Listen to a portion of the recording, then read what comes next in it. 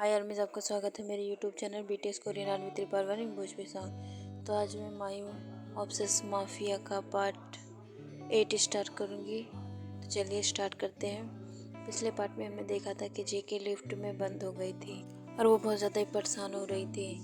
उधर हम देखते हैं कि राहुल भी घर से निकल चुका होता है और वो ऑफिस पहुँच चुका होता है और वो जेके को परेशान होकर ढूंढता है।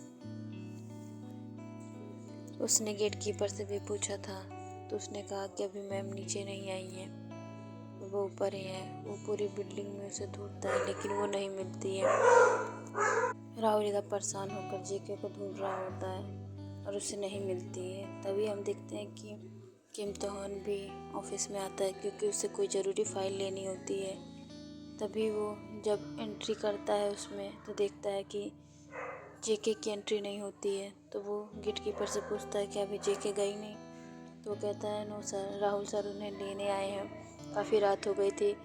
राहुल का नाम सुनते ही ते की आंखों में गुस्सा उभर आता है, उसकी आंखें लाल हो जाती है, वो एकदम राक्षस जैसे लगने लगता है। लेकिन वो कहता है मुझे क्यों इतना फ़र्क पड़ रहा है। वो इसे इग्नोर करके जाता है तो देखता है कि राहुल सीढ़ियों से नीचे आ रहा था। उससे पूछता है क्योंकि उसे आसपास जेके नहीं दिखी तो उसे पूछता है कि जेके कहाँ है। तभी वो परेशान होकर कहता है सर मुझे जेके कहीं नहीं मिली, मैंने उसे बहुत ढूंढा और मैं बहुत परेशान हूँ। तब वो तुरंत ही गेट कीपर के पास आते हैं दोनों के दोनों और कहते हैं कि सारी जगह राहुल ने देख ली। और गेट कीपर बताता है कि सर लाइट चली गई थी, उसके बाद मैंने लिफ्ट बंद कर दी। तब उसे ध्यान आता है कि लिफ्ट बंद कर दी, इसका मतलब जेके लिफ्ट में ही है।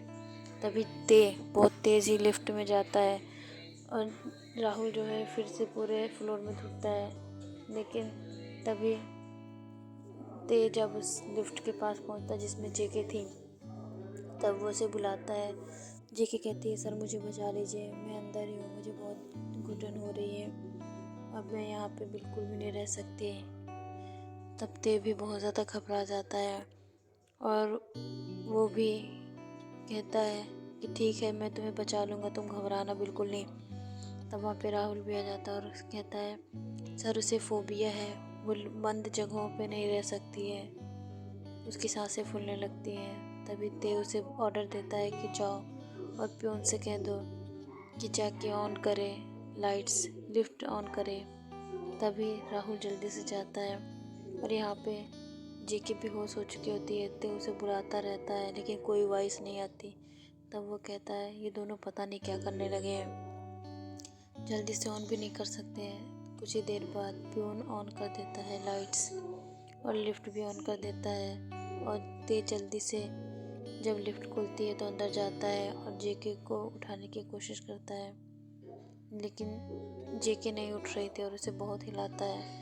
तभी राहुल आ जाता है, प्यून भी, तब उससे पानी मंगाता है और जल्दी से प्यून पानी लेकर आता है और जेके के ऊपर छिड़कता है। तब जेके को होश आ जाता है और वो धीरे से उठ के बैठती है और जब ते देखता है कि राहुल जेके को बहुत ज़्यादा ही कंफर्ट फील करा रहा है तो उसे बहुत ज़ोर से गुस्सा आती है क्योंकि वो बिल्कुल नहीं चाहता कि जेके को उसके अलावा कोई और टच करे।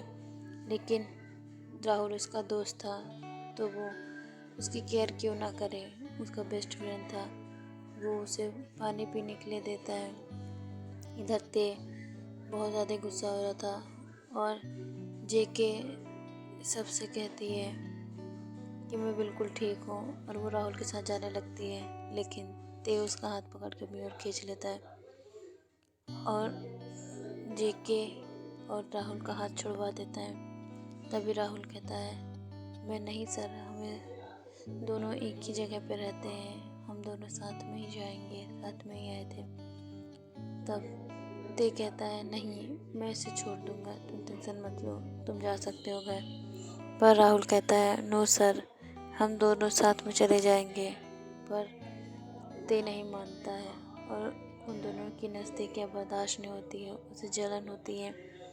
लेकिन वो कुछ भी नहीं कर सकता था। जेके उसका हाथ छुड़वा कर वहाँ से राहुल के साथ जाने लगती है तो ते कहता है तुम दोनों का अफेयर ऑफिस में नहीं चलेगा। समझ में आई तुम दोनों की बात?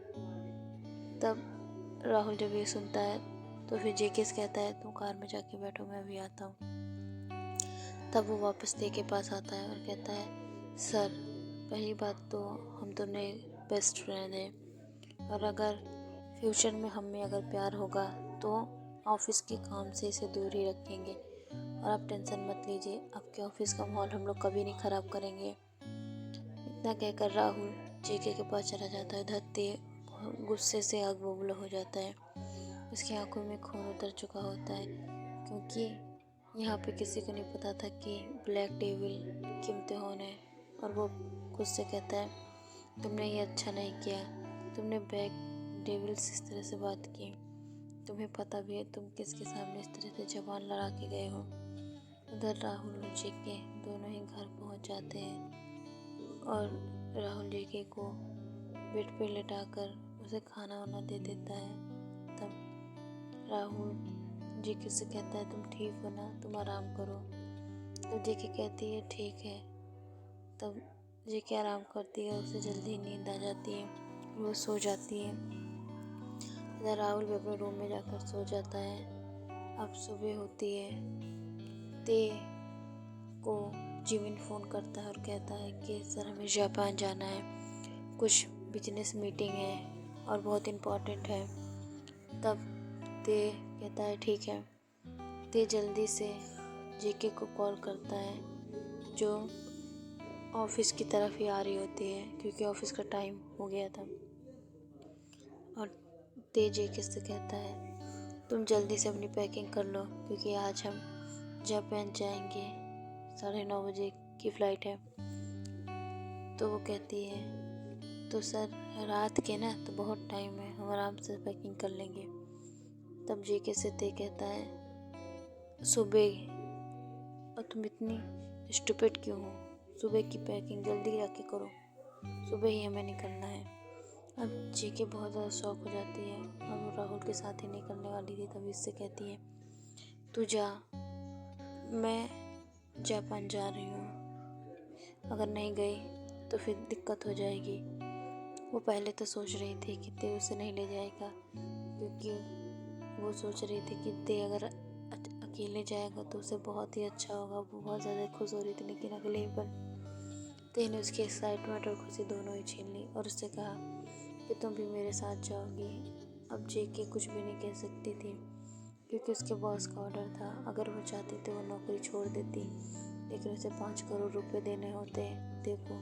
इस वजह से वो बहुत ज़्यादा ही चुप और परेशान थी। जल्दी जल्दी पैकिंग करके वो ऑफिस चली जाती है। इधर ते उसका इंतज़ार कर रहा होता है और उसे फ़ोन करके कहता है डायरेक्ट एयरपोर्ट पे आओ, मैं तुम्हारा यहीं इंतज़ार कर रहा हूँ। अब जेके भागी भागी वहाँ जाती है तो ते कहता है तुम पूरे 15 मिनट लेट हो।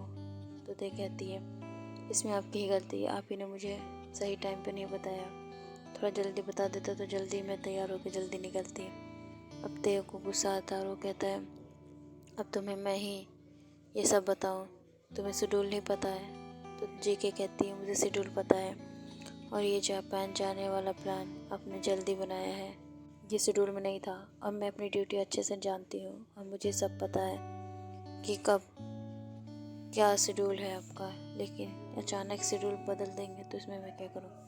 अब जेके की बातों पे ते को गुस्सा आता है और वो कहता है अब मैं तुम्हारी जानकारी लेकर अपना शेड्यूल निर्धारित करूँगा, क्यों, तुम हो कौन।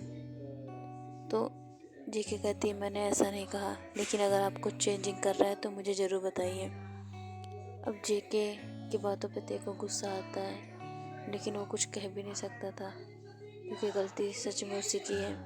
तो के बायर में नेक्स्ट पार्ट में देखेंगे कि दोनों जापान किस तरह से जाते हैं, नोक झोंक को लेकर काफ़ी प्यार से। तो बाय आर्मी पार्ट थोड़े छोटे हो रहे हैं, लेकिन वॉइस की वजह से ये प्रॉब्लम आ रही है। तो जब वॉइस ठीक हो जाएगी, मतलब मुझे घर वाले परेशान करना बंद कर देंगे, या फिर यूँ कहें मेरा छोटा सा भाई है उसकी वजह से वॉइस ज़्यादा आती है, तो फिर बाय आर्मी अगली स्टोरी में थोड़ा शांति से डालने की कोशिश करूँगी। भाई, यार मेरी स्टोरी अच्छी लग रही है तो कमेंट ज़रूर कर दीजिएगा।